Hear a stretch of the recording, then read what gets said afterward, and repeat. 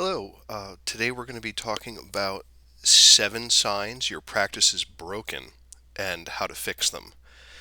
This is a topic that's near and dear to my heart as an education professional and as someone who really wants to see the overall quality of SCA practices improve. Okay. So let's take a look at the first one. The first problem that you might find is that the entire practice is nothing but sparring. Okay. Sparring has uses. It's very critical that you do spar. If you never spar, you're not going to become a good fighter. It's necessary to practice the new skills that you've acquired under pressure in order to be able to use them in a tournament, in a melee, outside of constrained drilling.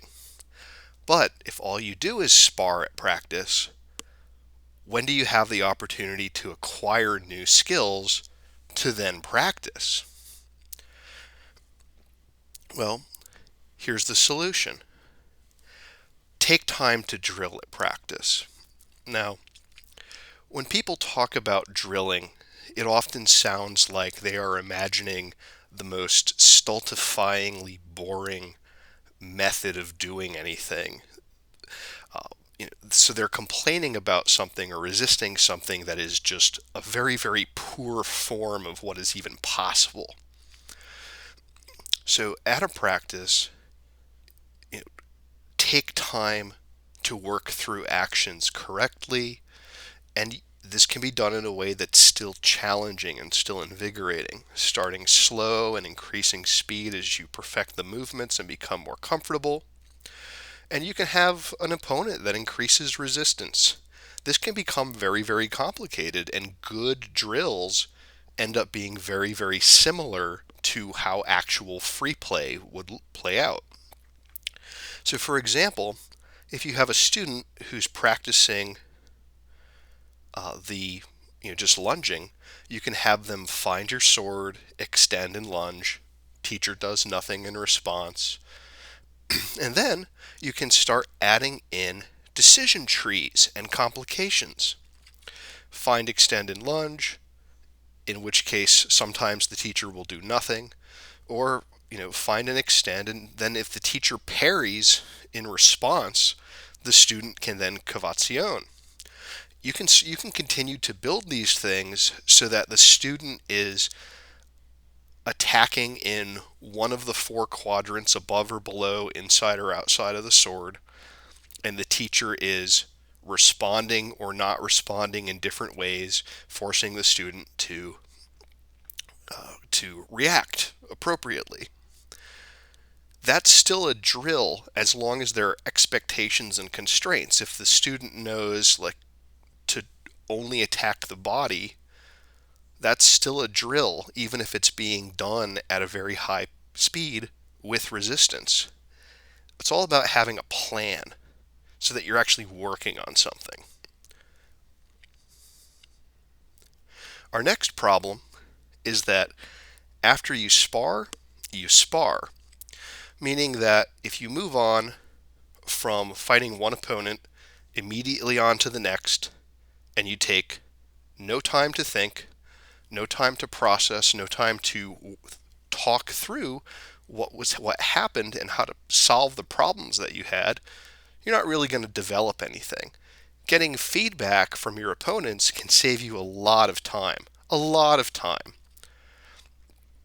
Just as a very simple, straightforward example, imagine if you had to invent how to tie your own shoes and nobody gave you any feedback for that. Well, you could probably figure out a method, but it saves you a lot of time for somebody to show you a tried and true way to do things, or to at least give you feedback on how to improve what you're doing.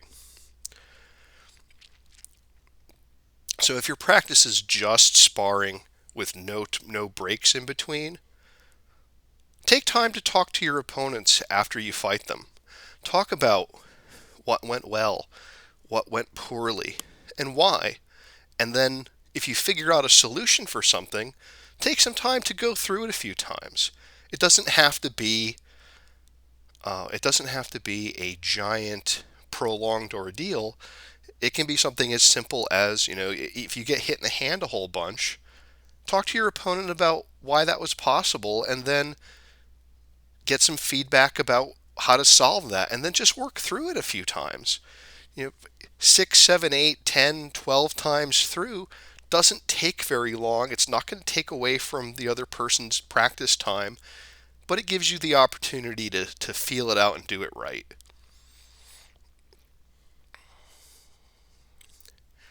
Our next problem is if you're at practice and no one is telling you what to do, something's wrong. Okay? The wheel already exists. Fencing has been around for hundreds of years. People have figured it out very thoroughly. Okay. There's no reason to start from scratch. You have the opportunity you know, to benefit from the some body of work of many, many people over the course of centuries. And importantly, you can't learn about things that you don't know about. It's very difficult to make progress if you don't even know what progress looks like. And trying to figure everything out from scratch it's time consuming, it takes way more effort than is necessary, and it's likely to only lead to frustration. So what can we do about that? Well, ask for direction. If no one's telling you what to do, reach out, be proactive. It's more likely that if there is someone there who is in a teaching role, that they're going to be willing to invest more time in you if you reach out to them first. Right now, we have a very unfortunate culture where teachers feel pressured to not tell people how to improve or what things they could be working on. So there are a lot of people I know who are just waiting for someone to say to them, please help me, at which point the dam bursts and the waters flow. If you don't have that available to you at your practice, seek out other resources. It could be fencers from other parts of your kingdom. It could be fencers from other kingdoms. There are a number of resources, YouTube videos, websites, historical fencing manuals, modern manuals written about historical fencing. All of those different things are available to you. So seek them out, find them, figure out what's going to work for you.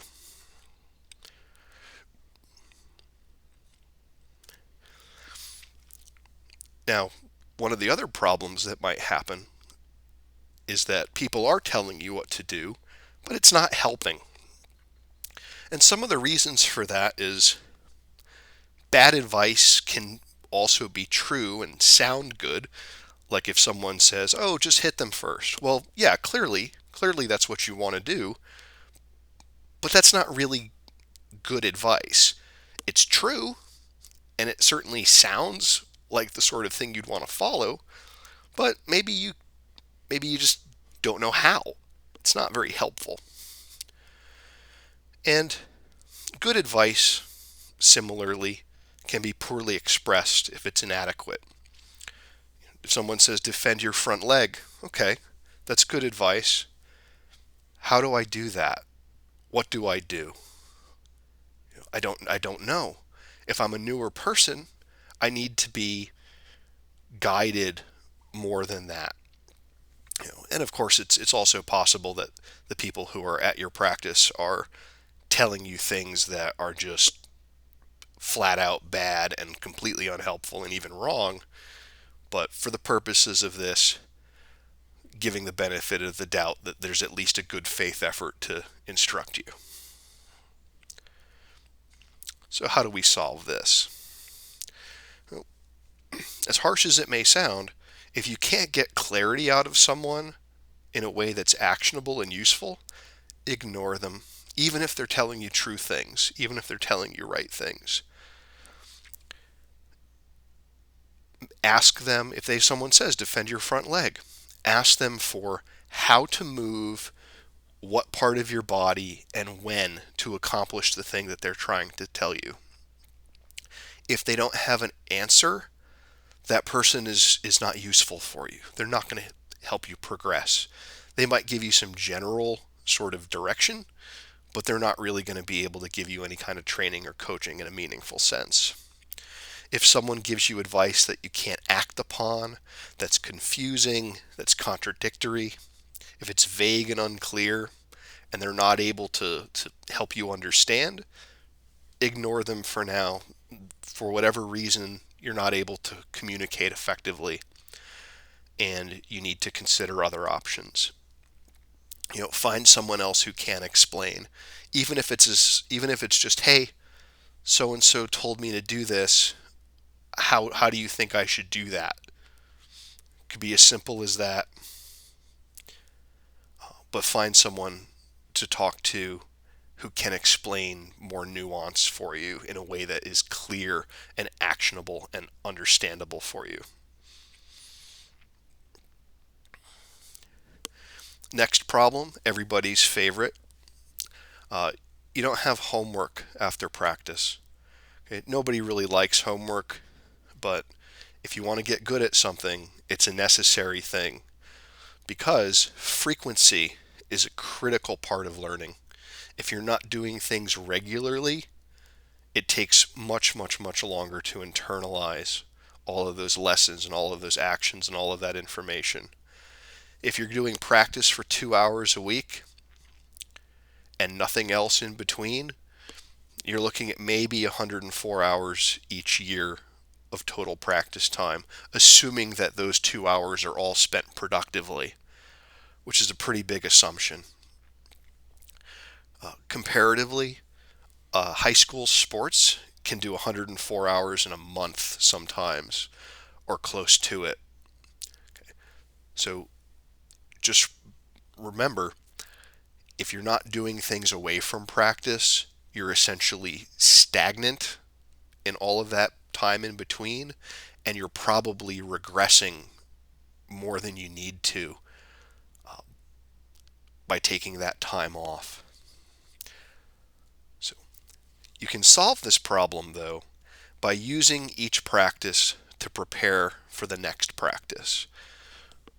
At the end of practice, pick something to do every day until the next time you go. And it doesn't have to be a massive effort. It can be a few minutes, a few times each day. 10 lunges in the morning, 10 lunges a couple of hours later, 10 lunges in the afternoon, 10 lunges in the evening, 10 lunges before bed. That may not take more than a handful of minutes, but that's 50 lunges a day for 7 days. Okay.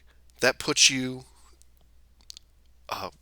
several hundred lunges ahead of any opponents that you might have who aren't doing similar work. And over the course of a year, that equates to many, many thousands. And it's all cumulative.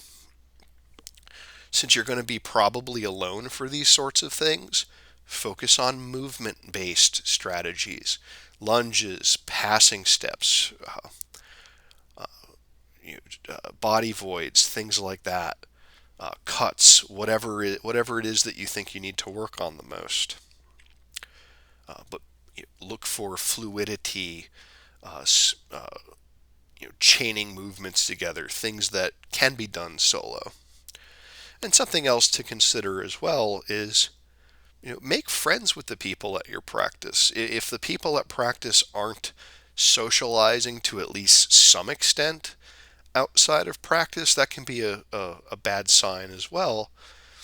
But make friends that fence and talk to them about their experiences.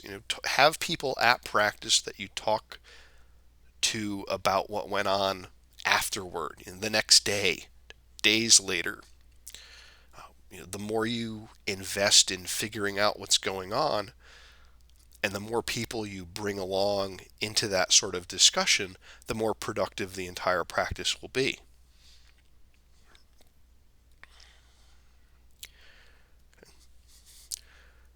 because what we want to avoid is this next problem when there's no sense of progression. And that can mean two things. That can mean that you're learning things haphazardly, where there's not a clear sense of development from one skill to the next, each building on each other. And it can also mean that you're doing what's asked of you. Someone is telling you what to do when you're doing it, but you're not advancing. If there's no growth, something is wrong.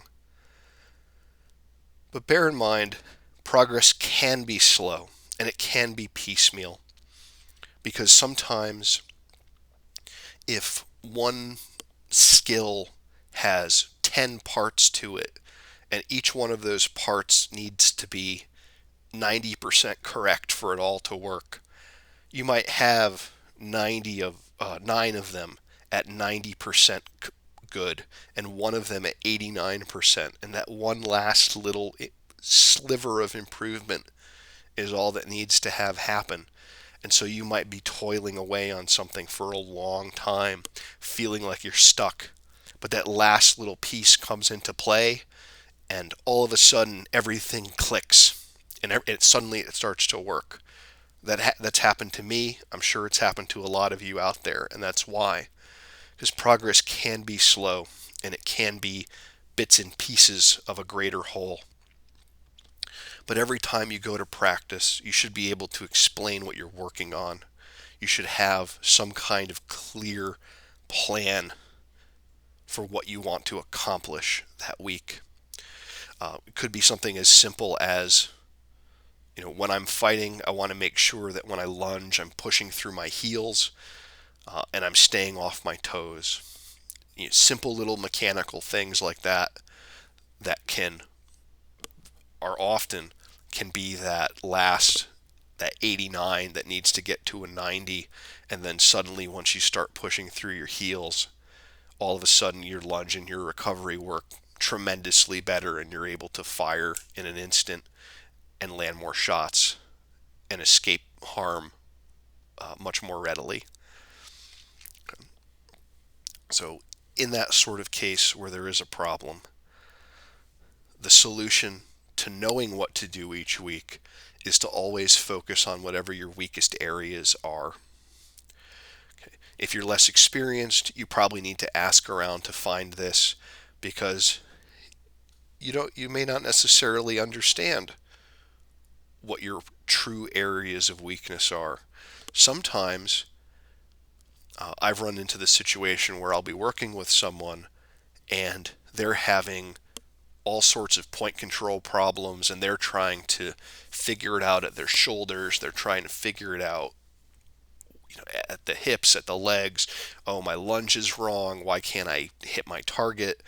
I keep leaving an opening when I do. And it turns out that all they really needed to do was grip their sword a little differently. Because what was happening was everything from the wrist to their toes was spot on. So every time they made a modification, things got worse. Everything from the wrist to the toes was spot on, but the sword wasn't lined up with their forearm because of the way they were holding it. And so they did almost everything right, and that last little piece needed to fall into place, and then suddenly they're landing their shots on the size of a nickel over and over and over again consistently. So figure out what is going on, figure out what your weaker areas are, drill to improve those things. If you're always working on your weakest area, you'll never plateau. You'll always be growing. It's when you start to waste time by focusing on things that aren't your weakest area that you can start to plateau. So remember, in our example, if all 10 things need to be at 90, one of them is at 89, and you're trying to get a 90 to a 91 to a 92 to a 93, you're wasting your time, because until that 89 is a 90, the 93 and the 94 don't get used. And if there is no framework present at your practice, again, seek outside help. There are plenty of resources at this point. There's been a giant explosion of historic martial arts resources in the last 15 years or so, since about 2005. And those are all readily available. And there's a good chance that you have direct access to at least somebody who has some experience with them as well. So if you can't find a framework, seek outside help. People will give it to you, I promise.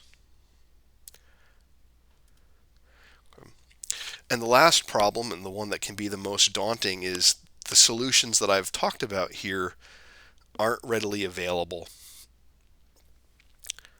So if you have no way to enact them, and you have a practice that's of the type that's called naive, meaning people just show up, they're just there for recreational purposes, they're not actively trying to improve, they just want to have fun. What they're doing is creating a situation that's destructive to learning. People that go and just have fun, so to speak, and don't take things seriously, they plateau at what's called advanced beginner, and they stay there forever, and they never get any better. And eventually, that type of naive practice of just playing around makes their skills get worse and worse and worse over time. All of their mistakes become completely ingrained, and they end up doing the same stuff, whether it's the right thing or the wrong thing at that moment, because it's all that they know. Okay.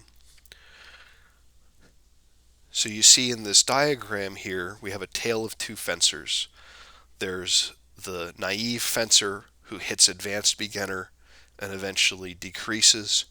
And then you have the other fencer who goes through all of these types of solutions, talks to people, gets expert coaching, looks at resources, makes use of them, does their homework, pays attention, tries to improve, focuses on having a practice plan, and that's the path to expert.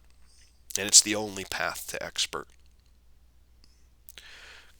But if these solutions here do not feel like they're readily available to you and you feel like you have no way to enact them, find someone to be able to help you. Find a guide. Find an expert who can offer it for you. They're out there. There are many different resources. People have entire fencing schools that they've put on the web. Reach out to people who are in other practices. Reach out to people who are in other kingdoms. Reach out, figure out things that you can do, that you can find to pull into your own experience. That can mean picking a fencing system. There are a lot of really good historical systems out there that you can employ and study, and that gives you a direction. Because you can say, I wanted my thing to look like this, and it didn't. So what do I do? What do I need to do to improve? What do I need to do to fix it? Michelangelo would look at would look at a block of marble, and he would see the statue inside. And you can do that with your fencing too. Use the historical system as the statue that you want to achieve and start chipping away at everything you do that isn't. Okay. Work toward that system. Make modifications as you need. It's okay to make adjustments based on your physical attributes.